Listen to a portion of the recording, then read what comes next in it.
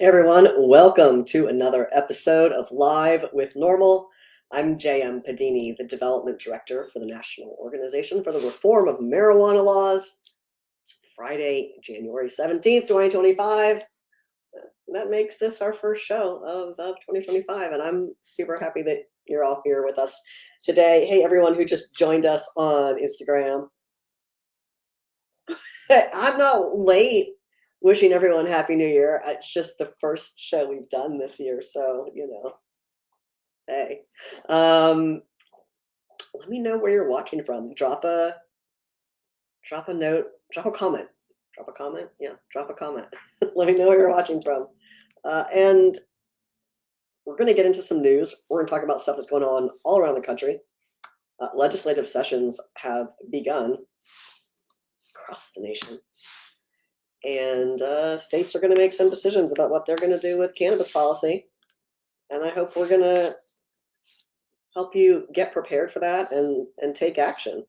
Let me know where you're watching from. Hey, Kirk in Maine. Glad you're here. Grateful Farms. I'm just being funny too. No worries.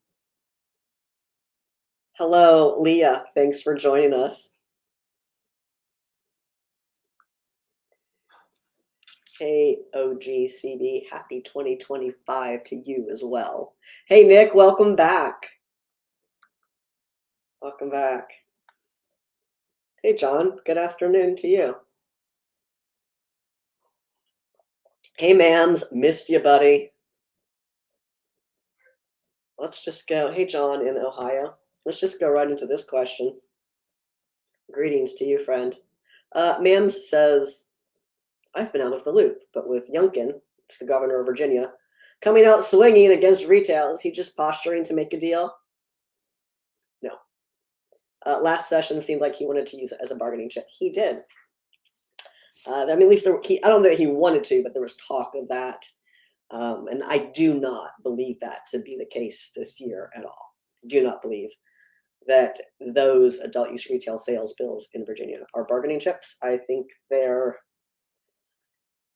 well-intended efforts by the Democrats who are carrying them, and it's been pretty clear from the governor's State of the Commonwealth address that he intends to veto them like last year. Hey, Leah in Texas.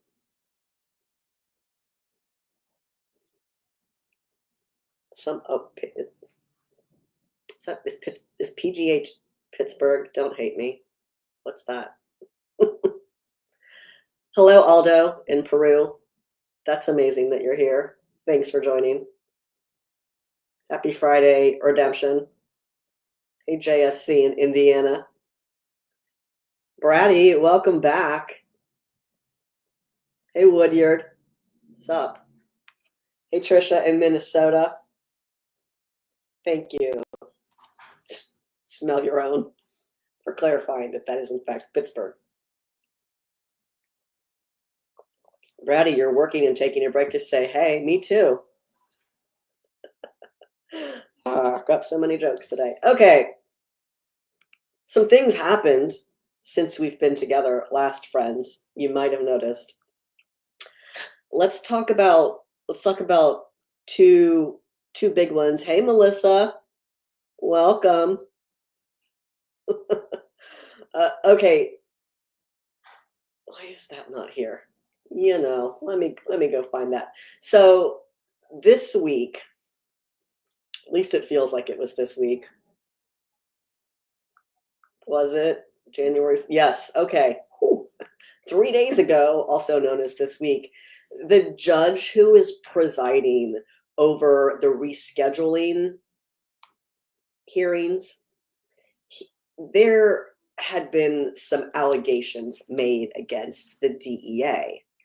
And so as the process of the hearings is moving forward, these allegations are being made by one of the other participants. The DEA is a participant, and there are other participants as well. And one of the other participants essentially makes allegations that the DEA engaged in inappropriate and biased acts that warrants their disqualification from the proceedings. the judge has received ample evidence to support this claim, apparently, because he did in fact stay the hearings, delay the hearings, so that the delay is so that there can be an appeal made, should one choose, to these claims. And he says, the judge goes on to say that, these aren't the quotes that I want, but he makes it very clear that this evidence has been brought to him and that he thinks that it warrants a stay. Now, NORML had months ago said this was entirely likely, that there would be legal challenges brought during this process, and there was no reason to believe that this would be a quick process. None of the scheduling challenges that have happened before have been a fast process. This one isn't either. So some people are very upset, understandably, about this stay. It seems to be like industry that's not pleased with this, because if they were to get a favorable ruling and marijuana were to be rescheduled, then they're generally of the belief that that would allow them to take standard business tax deductions, which they cannot do right now.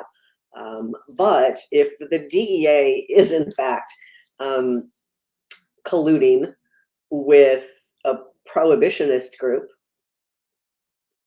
and that in this instance would be against the rules, maybe the judge ought to be looking at that. It doesn't necessarily mean he's going to kick the DEA out of the process, but a little sunlight on the process is great for everyone. So, Brady, it's General Assembly, my dude. So gotta be in the Capitol. Gotta dress the part.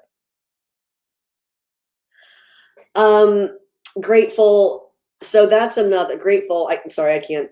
This platform doesn't let us show you the Instagram comments, but I can read them to you. So Grateful Farms on Instagram says warrants a stay for legal challenge with new administration. That's the other component, is that there is a new administration incoming. The new administration could say, no, I don't want this process to continue. That's it. We're done. Or there could be, and presumably would be, a new person appointed to the DEA who could be the participant in this, as opposed to the current one. It's a lot to follow here. But I can tell you that at NORML we were not surprised by this, and we're not the new kids on the block here. Yes, a little sunlight is the best for everything. Grateful, agreed. Oh, collusion indeed.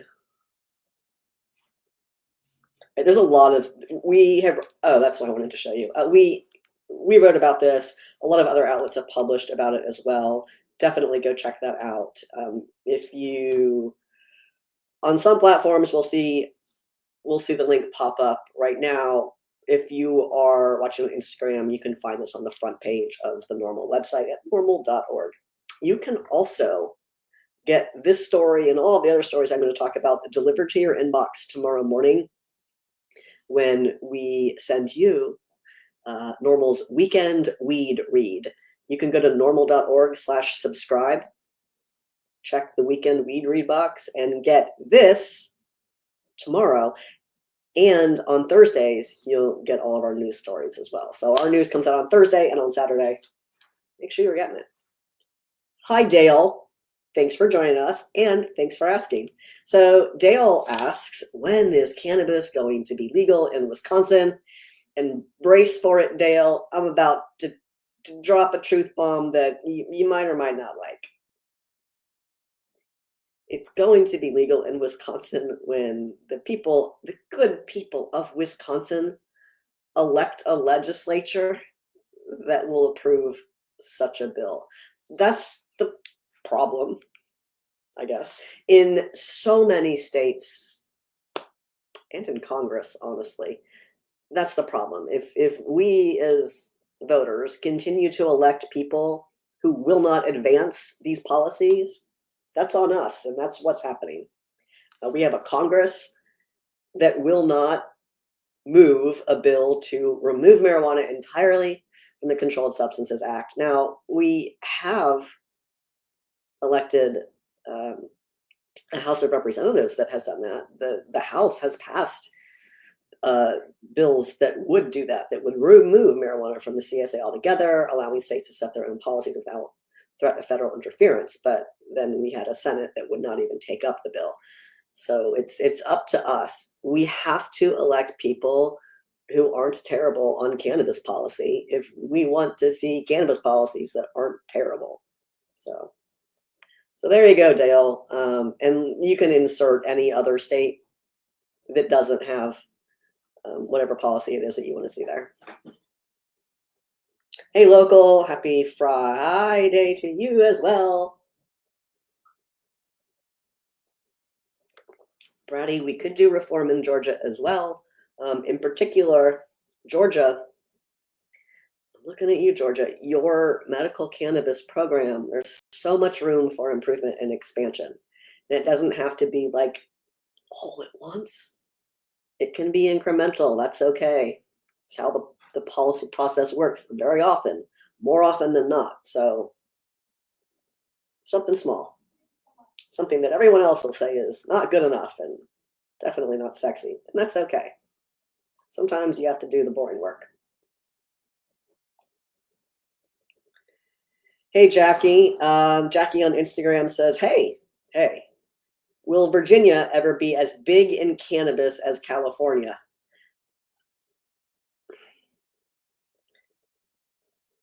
I mean, are we forecasting like way into the future? Because possibly, if we were in a federal circumstance where import and export of cannabis were legal, then potentially yes, because Portsmouth is here and it is a huge import-export port. But that's a little bit down the road. Right now, Virginia is grappling with electing a governor who is actually interested in advancing the cannabis policies that their constituents want to see. Instead, Virginia has a governor who has his head in the sand, who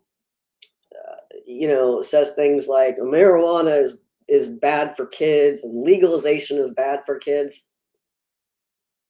I'm confused as to why taking marijuana off the street corner and putting it behind an age-verified counter, like a lot of the nation has actually done, where they are keeping marijuana out of the hands of youth. I'm confused as to why that's bad for kids. I'm confused as to why that's bad for kids when now teen marijuana use is at near historic lows.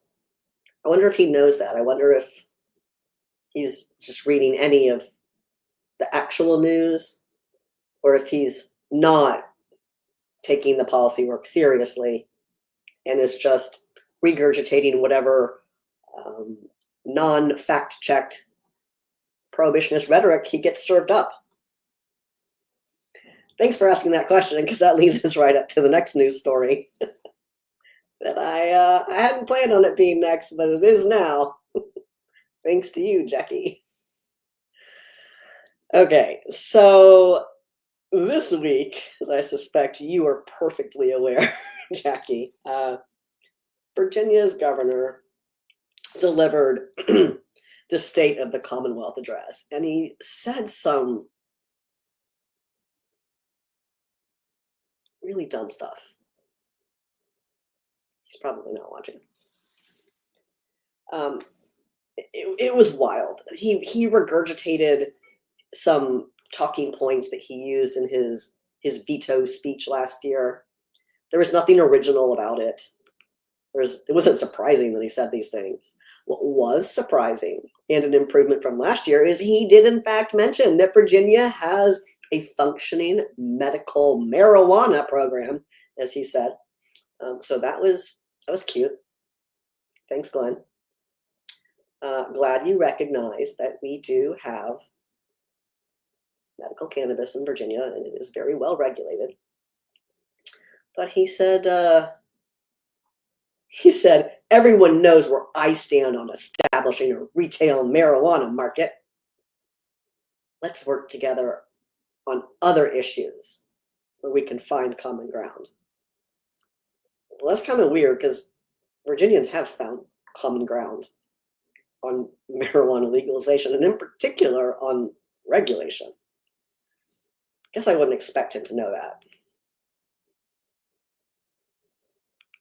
Come on, show me the reader version. There we go. Anyhow, I quickly clapped back at this because why wouldn't I? And I said that, what's actually bad for youth is leaving control of Virginia's marijuana market to illicit operators. Data gleaned from decades of real-world regulatory experience with cannabis in the United States clearly show that states which take marijuana off the street corner and put it behind an age-verified counter see a drop in youth use. In fact, nationwide, youth cannabis use has reached historic lows. So thank you, Tamara. Tamara says his speech gave me PTSD. Yes, and Robert, you are correct. Robert says, I saw a study shows a large drop in underage marijuana use in states that legalized it. Yes, there have been two really big studies that looked at that. Recently, we've published about both of those studies, and this tea is not going to cut it today. When I run out of this, I'm going to chew on ice or something. Okay. Good grief. You all are teeing me up perfectly because, Robert, this is taking us right into our next news story. Not only were there those two recent studies that you're referencing, but there's an analysis of all of these data that are coming out from these studies. And how do I make that quick? And we are writing about that this week as well. There we go. I'm trying to share the links with you all. So there's a new analysis. It shows steep declines in teen marijuana use in states with regulated cannabis markets.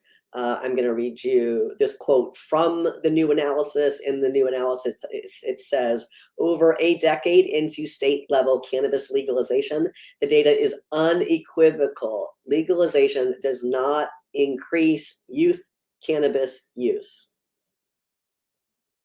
There you go. That's where we're at. Oh, sorry, Instagram. Let me catch up with your comments.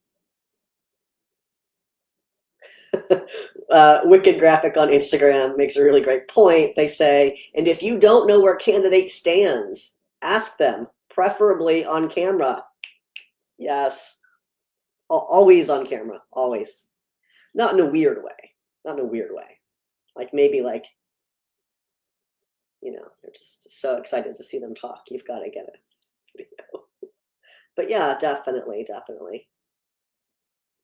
Definitely do some bird dogging. And if you're ever going to engage with a candidate and you're not sure what question to ask, you can always reach out to us at NORML and we will help you draft that question. I would say this, it's really important to ask questions that are germane to your state. So, if you're in, let's say you're in Virginia, let's say you're in Colorado or California or New York, you don't need to ask them about legalization, because marijuana is already legal there. So what they feel about legalization when it's already the law of the land is pretty irrelevant.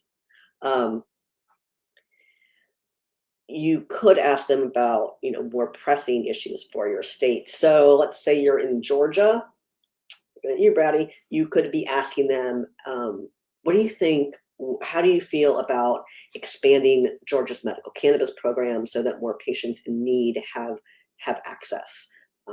In Texas, you could say something similar. You could ask about, um, how do you feel? Would you support allowing doctors to be in charge of whether or not they certify a patient?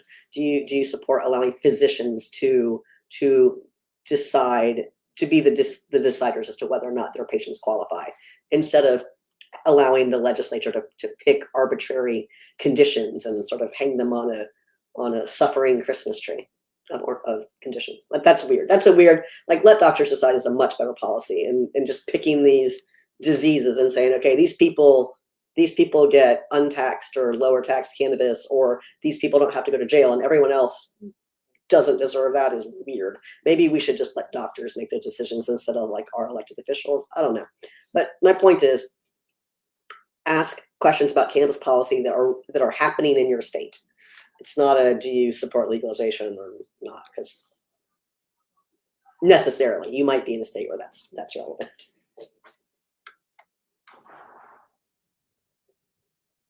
You're grateful to be, Wicked Graphic says, grateful to be in Boston, now looking into weed bars of sorts. All right, all right.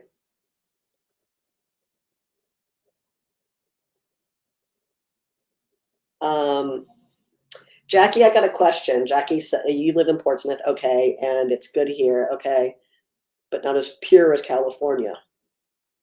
I guess it depends on what you're buying. Because if you're getting it from from an actual licensed dispensary, in many instances, what you get in Virginia is going to be better than what you get in other states, because we have really stringent consumer safety standards on our products. You can guess why. Yes, edibles. Yes, Virginia has edibles. You're not necessarily going to find baked goods because of the way our program is currently structured for medical in Virginia, but you will get the square gummy type products. You know what I'm trying not to say. You can get tablets, gelatin cubes, gummies. You can get gelatin. You can get gummies. You can get tablets of different kinds, and chocolate. Those seem to be and like the peach ring things. Those seem to be the edible products that are available in this state. They're not really set up to like regulate baked goods with products added, with cannabis added to it at this point. It doesn't mean it can't happen, but it's just the medical structure right now doesn't really permit that.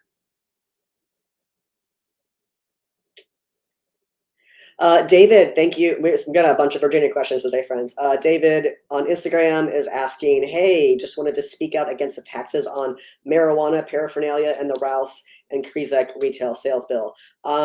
Yes, look, here's the thing. These bills, the Rouse bill was heard this morning. There were 2 minor technical amendments made to the bill. Otherwise, there was no debate. The patron gave a little brief remarks. Everyone who was there in support, including myself, simply stood up and said, we support the bill, thank you, and moved on. There were like 2 or 3 of the usual suspects who needed to ramble on in opposition. One of them claimed that teen suicide is the 2nd leading cause of death in Virginia. Spoiler alert, teen suicide is not the 2nd leading cause of death in Virginia. But it was that sort of dog and pony show. You did not see any policy experts in the room saying, okay, here's what we need to fix about this bill, because we know where this bill is headed. These bills are going to pass. They're going to go to the governor. He's going to veto them. So then we're going to get through the November election, and hopefully we're coming back to a General Assembly that will pass the retail sales bills in 26 and a governor who will sign it. And that's where you're going to see the real bill, real specific. And that point is well taken. Oh, it is the appropriate committee, but also, David, it doesn't, like, first of all, you can testify virtually. So if you ever want to do that, by all means, super easy, please do. But it's not really critical at this juncture. Oh, Jackie, that's what you mean. The corner stores are not. No, you have no idea. Yeah, exactly, Jackie. Yes, good products at the dispensaries. If you're not buying it from a medical cannabis dispensary in Virginia, and probably in other states as well, what's in it? Who knows? Because there's no regulatory oversight. Anyhow, Woodyard, thank you for your comment like 10 minutes ago. Appreciate that.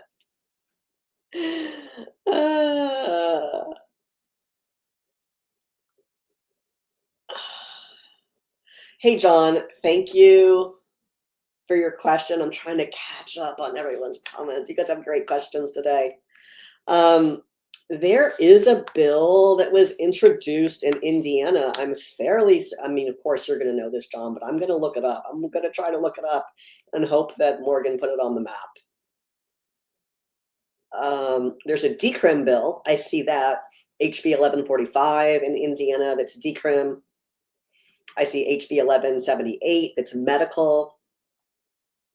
Ooh, and HB 1630 is a legalization bill. And again, then we've got SB 113 that it says cannabis regulation, so it must be, that must be adult use legalization. Another Senate bill for medical cannabis, SB 341. SB 400 is medical. You got a lot of powerhouse bills in Indiana this year, John. You can find them all those bills, all of our action alerts on those bills at norml.org/act. Of course, you know that. But let's see where the traction is. I suspect it's probably on a lighter bill. Maybe you're going to get traction on medical. Maybe you're going to get traction on decrim. I wouldn't expect adult use to succeed before either of those in the statewide effort, but you never know. I mean, I guess you do know if you do the work for real, but you know what I mean. Hey, hippie Rick in Southern Indiana. Hey, Kent, I see your comment. I'm going to check that out. Let's see what Kent says. Kent says Minnesota went to great pains to enact social equity provisions that avoided the mishaps that occurred in other states. Despite these efforts, the Minnesota social equity process is now engulfed in litigation and chaos. Of course it is. Does this indicate that decriminalization would be better than legalization and regulation? No, it doesn't. Decriminalization as a legal term generally means to remove the criminal penalties. Typically, that means a different penalty is substituted. Could be a warning, could be a fine, could be something else, but not a criminal penalty, typically a civil penalty. That's decrim. Then there is the removing of penalties altogether, typically for some amount. Now, we can call this legalization if you want. Legalization in and of itself is depenalization plus regulation, right? So not everything is legal under legalization. Typically, legalization comes with adopting a regulatory structure for retail sales as well, unless you're Virginia or the District of Columbia. Then you just waste time and money on it. But no, I don't think that when litigation occurs, that means the policy of itself is ineffective or bad. Like, we're not going to solve capitalism with weed policy. It's not what it's intended to do. It is intended to stop criminalizing people, first of all, and second, to provide safe legal access. So what's happening in Minnesota is happening around the country. No one is getting social equity right in any state. People are putting in really fantastic effort. They're making progress. They're doing good things, but no one is getting it 100% right. Everyone is experiencing litigation, whether it is for a simple medical, like the startup of your medical cannabis program or the implementation of social equity measures. Everyone is getting litigation everywhere all the time. That's just the reality of cannabis regulation, and probably applies to other business things as well. But in cannabis, that's what we do here, and we see it. It's fine. I mean, it's not fine, but it is what it is. So no, I don't think that means one is better than the other. I mean, arguably one is not better than the other because decrim does not. It's still penalized in some way, and there's no access.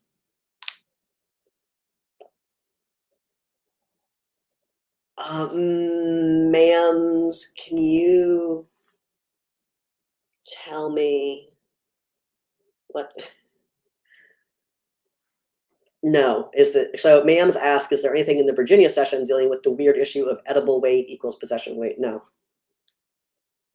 No, and that's really about in public, remember? So it's just about in public. Don't go in public with a bunch of edibles, and then you'll be okay. You can have 1 ounce on your person in public. Don't go in public with a bunch of weed. Pro tip.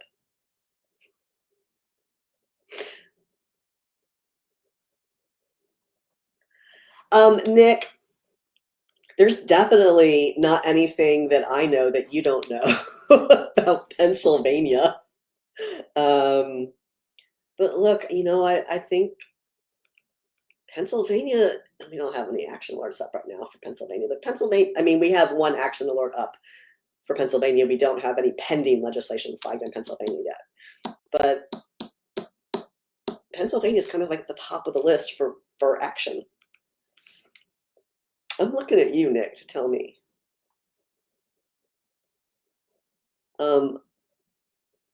Let's see what Ramona in Kansas has to say. We'll find out together. Hello, Ramona from Kansas. Thank you for saying I look nice. I appreciate that. Okay, so Ramona goes on to say, our governor, Laura Kelly, has been on board with legal marijuana. This is her last year. Anything she says now doesn't matter. I continue to reach out with emails to folks in my state and others. We have Roger Marshall, GOP U.S. Senator. He will never budge. Then there is your law enforcement. I'd say 80% are against it. It's so bad that Braden Moore, the chief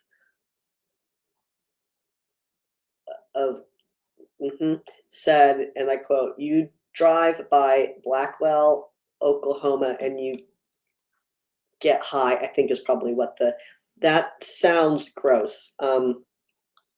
Wow, people say things out loud. Also, that's your chief of police might want to know that that's not how secondhand smoke works. I assume he's just making a stupid joke, but that's not a thing.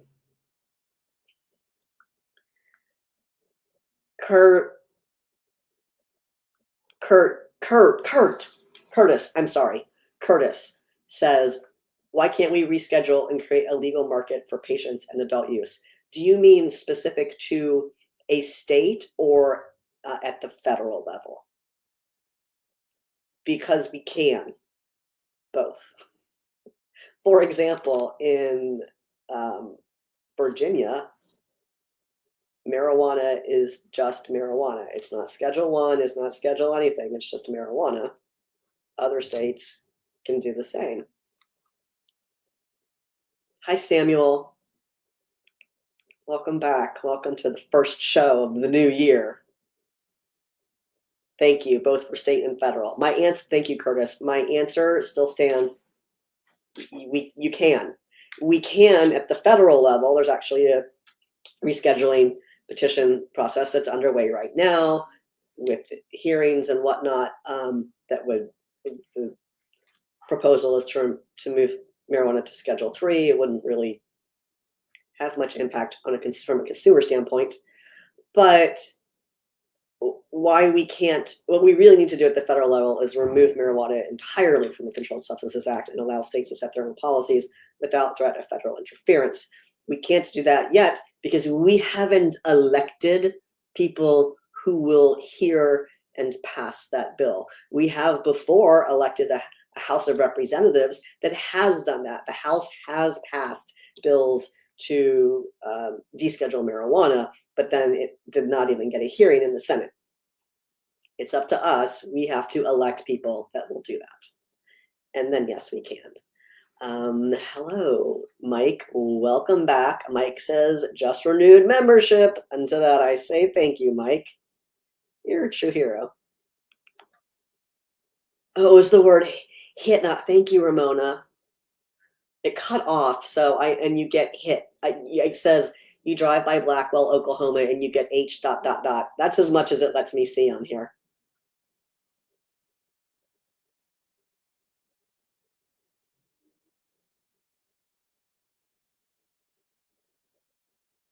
All right, let's see what Brian has to say. Brian says states are going to enact their own laws and regulations, and that's the way it's been and will be. Choose the state you want to live in wisely. Brian goes on to say that I'm fairly happy here in North Carolina, where basically go by the federal government standard of 0.3% Delta 9 in our hemp. Stores here are basically full dispensaries, but nothing above 0.3 Delta 9. No total THC issues here. So yeah, a lot of states are filling in the gaps left by Mitch McConnell and the Farm Bill and taking action to better regulate what products are available. And to that, you all are doing a great job with my segues here, because I'm more interested in answering your questions. You are keeping me on track to actually tell you the news I'm here to tell you about. Listen, I'm going to tell you something else, and this one is also coincidentally out of Virginia, but only because that's where the Fourth Circuit Court is. All right, here we go. So this is kind of what you were talking about, Brian. So Virginia passed a law regulating how much THC can be in hemp products. And there was a legal challenge, of course, because there's a legal challenge for everything. And this ultimately went to federal court here in Virginia. And the court did agree that, oh, that's not what I wanted to see. I just closed the tab I was reading. Anyhow, the court did agree that states have the ability to enact regulations on hemp products that are more stringent than the 2018 Agriculture Improvement Act, also known as the Farm Bill, has. So let's see. Plaintiffs challenged Virginia state law limiting the amount of THC that can be included in hemp products or industrial hemp extracts. And the plaintiffs argued that the provisions in the Farm Bill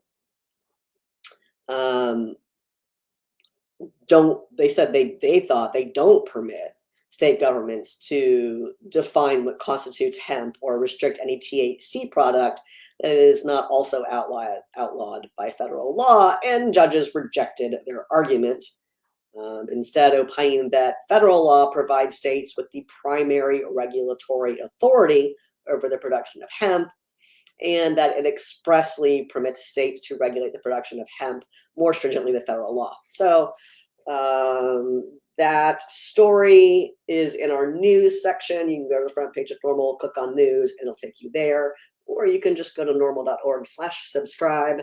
Make sure you subscribe to not only NORML News, but to the NORML Weekend Weed Read, and you'll get this story in your inbox along with all the other ones we've talked about today, tomorrow morning, about 9 Eastern, 9-ish Eastern time. David, thank you. I'm glad you look forward to our lives.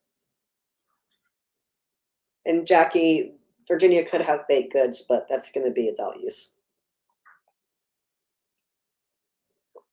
Because the medical program was stood up under the Board of Pharmacy, so it was really complicated to do anything. It's not anymore, but we have a terrible governor in that state.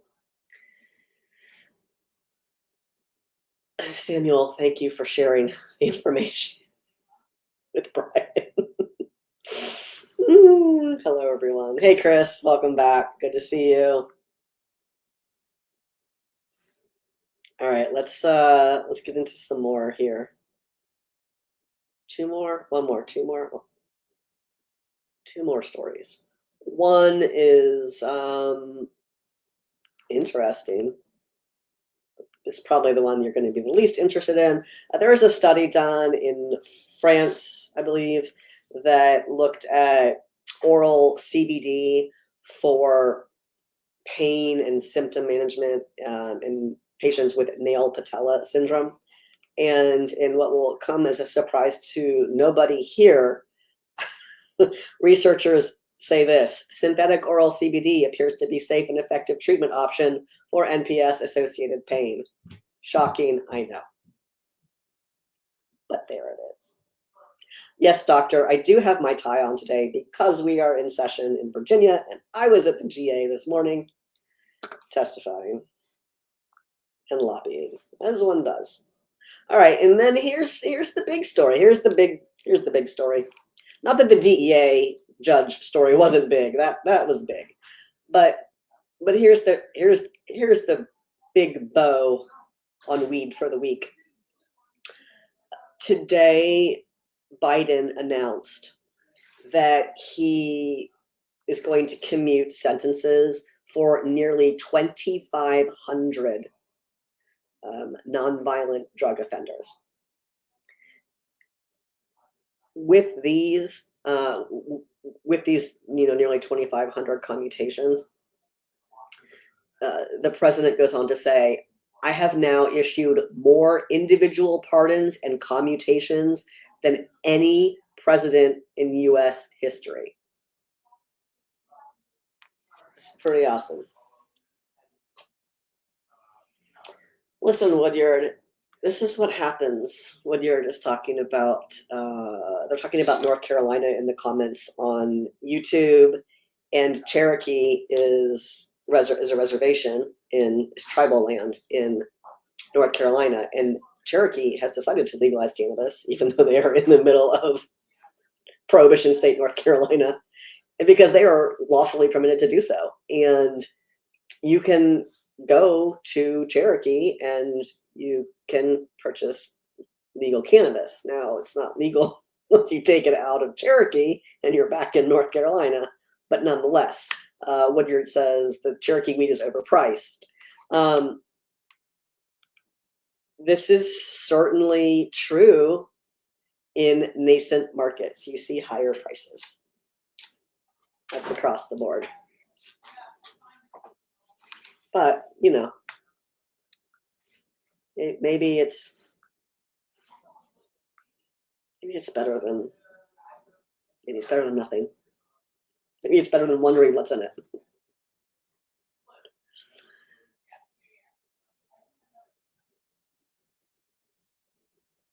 Brian, let's see what Brian has to say.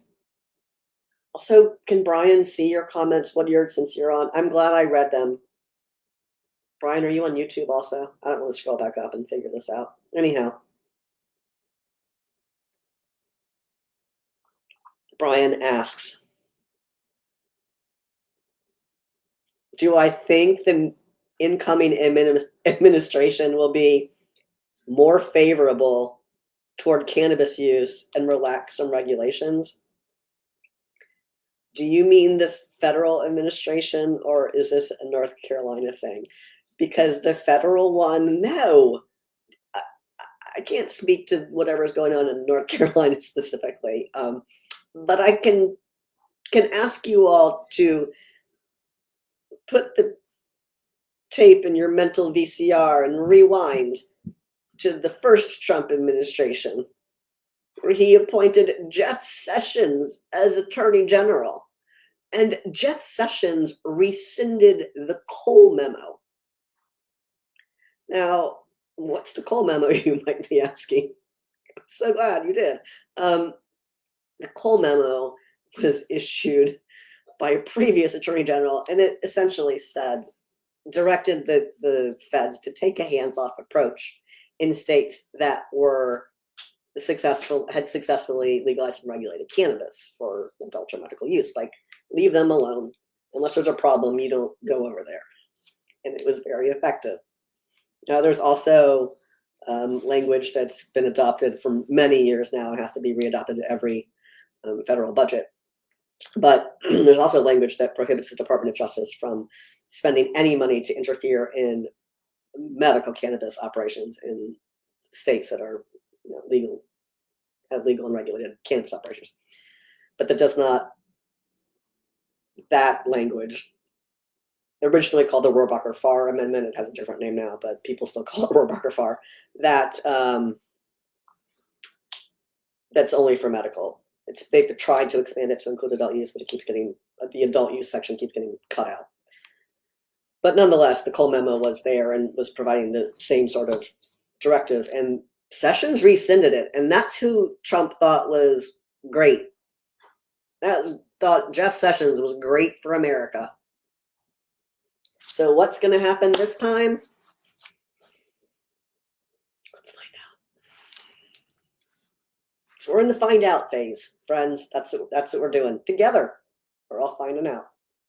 You know what they're doing. I don't know if that's even true, Chris. Maybe. Who knows? Also, who cares? Yeah. Okay. Thank you, Brian. Federal.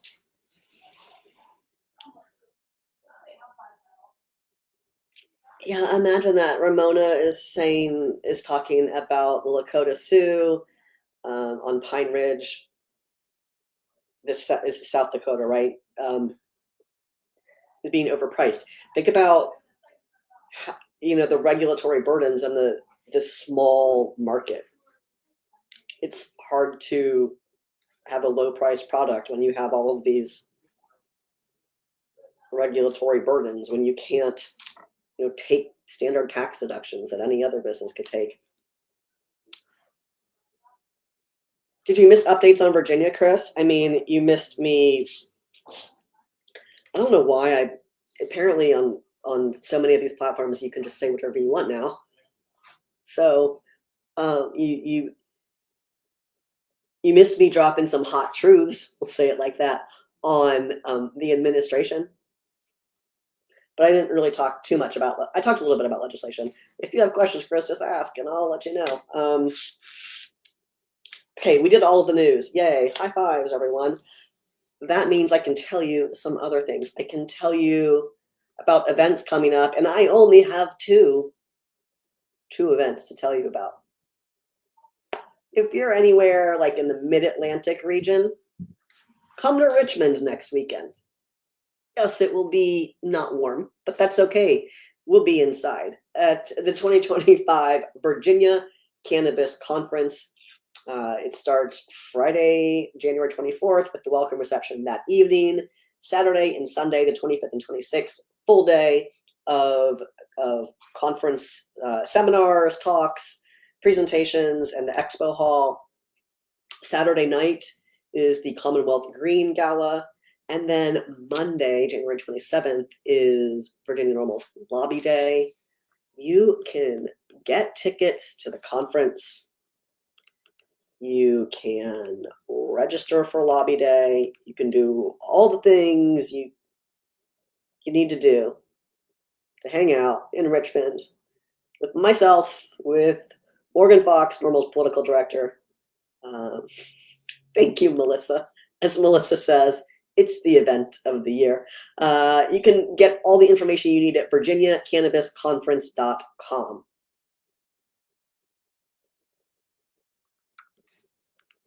Yeah. So that's January 24th to 26th. And then Lobby Day is 27th. I just dropped those links in the chatty chat comment for you. But if you're on Instagram, just go to virginiacannabisconference.com. Click register. It's that easy, friends. All right. Hey, Don, thanks for joining us. I'm glad you've had 50 years of friendship with your favorite plant.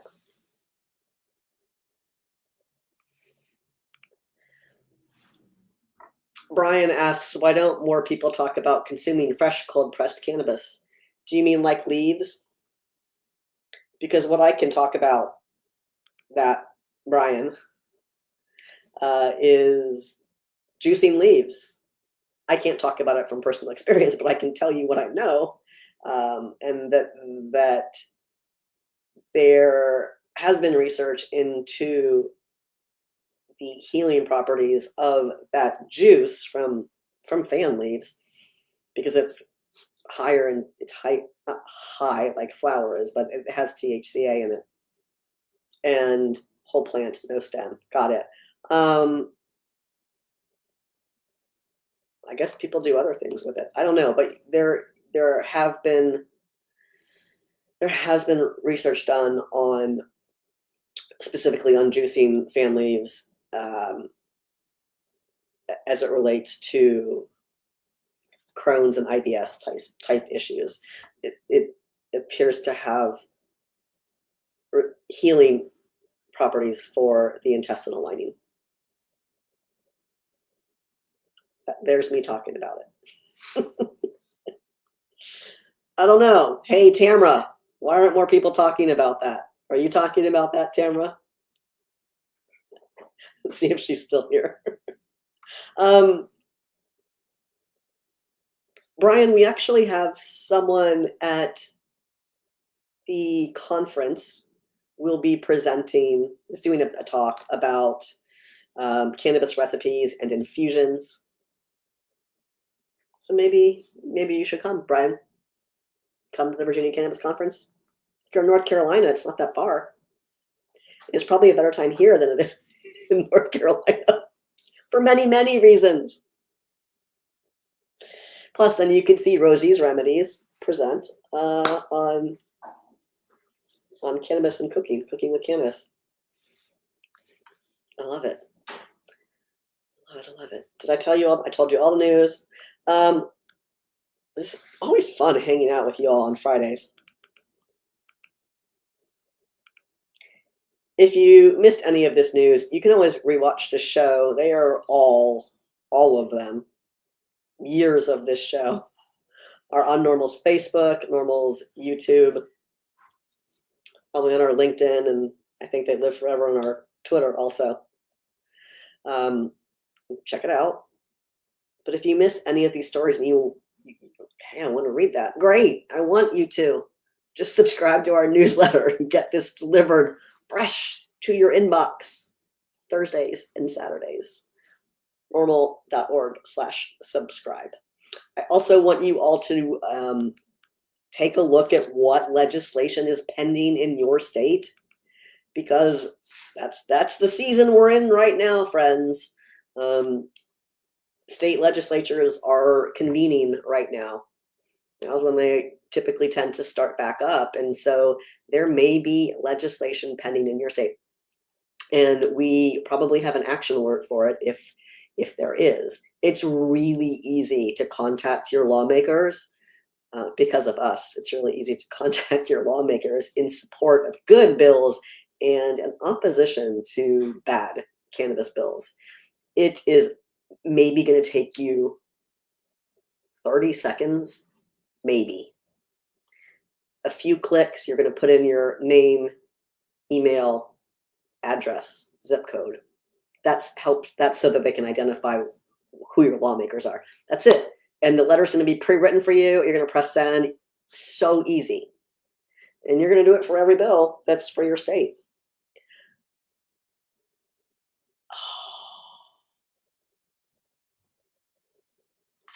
Okay, doctor, I have to show this, and then I'm not going to show the other one.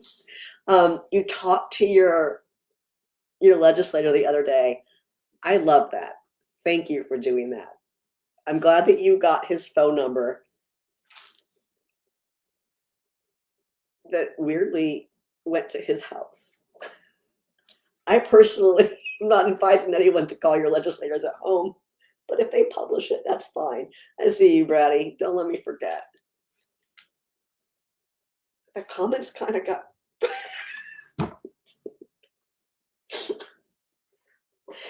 Oh, David. Oh, David. Okay, because David makes me laugh, I need to tell you that David's comment on Instagram says, when will the name be changed to Norkel? Literally never. So over 50 years ago, 54 years ago when NORML was founded, just like today, no, not the same ring, just like today, marijuana was the word that people use, and it's still the word that people use. We don't have to love the word. We don't have to use it in code. But at the end of the day, it is the word that people use, and that's the point, is we're communicating with people. You need to use language that they understand, whether you call it weed or pot or grass or, I mean, I wouldn't say call it dope because that really means heroin now. Um, whatever. It doesn't really matter what you call it. What matters is how you talk to people about it, how you meet them where they're at. It does matter when you're writing laws, but that's different. Anyhow, people love to tell us that they hate the word marijuana, which is fine. Hate it all you want. It's still part of our name. And as David wisely points out, NORCL just doesn't sound the same. I think that when we were building, we did actually use that as like a secret URL when we were building our new website, which was just funny every day to type in NORCL. Yeah, please, if it's not funny, David, yes, please always be funny. And not mean, but funny. I mean, not that you would be mean, but just to be clear, this is not an invitation to other people to be funny in a nasty way. But always be funny, because look, if it's not funny, then why are we doing this? Otherwise, things are just gonna suck.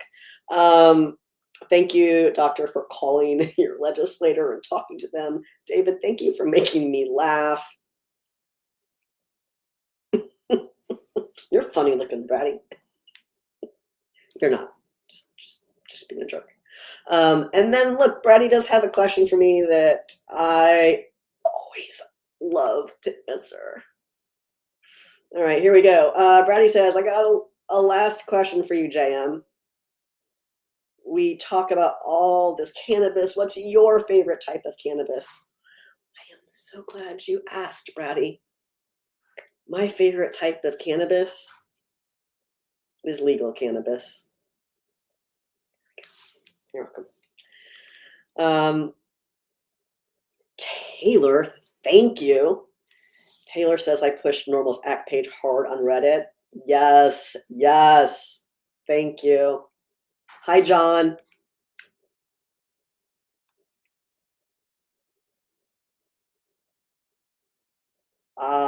I see that, Brian. I see your comment about juicing and not decarbing. That was the end of my tea, and it was basically a cup of sugar that I just swallowed. So we're gonna have to be done now.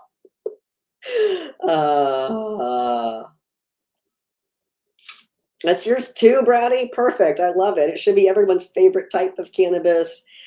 Thank you, Enviromine. Thank you for joining us, and I'm glad you like what we're doing. Thank you. Look at Taylor doing the heavy lifting. Bratty, you've got competition here. Don't forget to like the video. Also, thank you for reminding me to say, hey, wherever you're watching, please take a second to hit that like button, that follow button, that subscribe button, whatever the buttons are you have that are good. Please do that.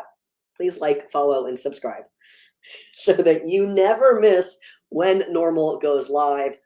We try to do this, and by we, I mean I try to do this every week. Now, I can tell you that next week we will be loading into the Virginia Cannabis Conference, so I probably won't do this show next week, but I'll be back the next one. That's right. That's where we are. We are at the have a great weekend portion of the afternoon.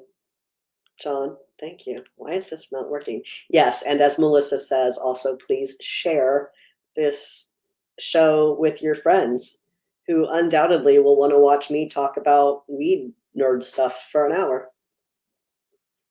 Thank you for joining us, Woodyard. I really appreciate it. All right, everyone, this has been a blast. Good thing Christopher Bratty lets y'all know everyone has his permission to take the rest of the day off. Hippie Rick, NORML is the national organization. we're the national organization, but many states, as Rick points out, have their own chapter. Indiana NORML is one of them. And yes, Rick, many, as you say, many volunteers over the years have donated their time, sweat, and resources to restore our rights to use this alternative medicine. Absolutely. NORML is a grassroots organization, not only at the national level, but our state chapters as well. So please support NORML by joining at norml.org/join. You can get your 2025, there you go, 2025 official member card. That has our TikTok on it, in case you want to never see that. That'll be a fun souvenir. Just got extra fun right there. Please, though, as Rick says, this is a grassroots organization, and it is because of our volunteers. So please join NORML. If you have a chapter in your state, please join that as well. And if you don't, please start one. Go to norml.org/chapters to find out if you have a chapter, where it is, how to get connected, or how to start one. If you need more information, you can email me about chapters at chapters@norml.org. Souvenirs, that's right. Chris, I'll answer your question before I say goodbye. Chris says, do I think Youngkin, do I think once Youngkin is gone, it will we'll be able to pass an adult use retail sale measure? It depends on who Virginians elect for the next governor. So it appears that the two leading contenders, right, at this point in time, Abigail Spanberger is the Democratic candidate, current Lieutenant Governor Winsome Sears as the Republican candidate, and the thumb is down not because she's a Republican, but because she sucks on weed policy. She's always very unkind, not to me personally or directly, but when our members go to the Capitol for Lobby Day, they will be introduced in the Senate gallery, and they stand up, and a senator will speak to the members that are there, and everyone, all of the Senate will applaud and welcome them. And the lieutenant governor presides over the Senate and usually says something very nice to the groups, about thanking them for their important work and caring deeply about the Commonwealth and for being there. And she typically says something like, "Thanks for coming to see your government at work," when it's normal, which makes our members who have spent a lot of time and effort to come be in the Capitol and do something scary and often weird for them, makes them very sad. And they look at me defeated, like, why did she just say something not nice to us? Yeah. So yes, Chris, we can do that in Virginia, but this November election is going to determine that. It is going to determine whether or not we can do this. Either we're going to have 4 more years of nonsense, or we will finally move forward with adult use retail. It is up to you, Virginia voters. Vote wisely. You can see me, yes, Melissa. Instead of watching me live here, you can watch me live and in person at the conference. No, it's not a warm welcome extended to you. You're welcome, Chris. I hope that answered your question. All right, everyone, this has been a blast. I really appreciate you taking time on your Friday to hang out and ask really great questions. I am gonna go be a regular person now, and I hope each and every one of you has a fantastic weekend. And be sure to hit that like, follow, and subscribe button so that you can join us for the next Live with NORML. As always, I will see you back here next time. Bye.